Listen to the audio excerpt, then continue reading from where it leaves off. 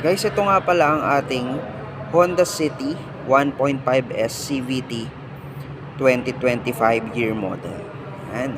So guys, bali yan pala ang pinaka-base model ng ating Honda City or yung entry level niya.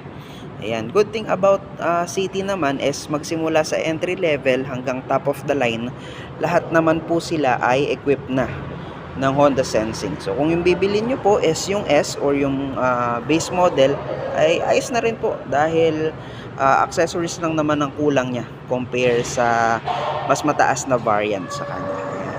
At sa ngayon po pala ay naka-promo tayo. So habol kayo guys, naka-promo tayo dito ng 0 down payment. Okay, dun sa in-house financing natin.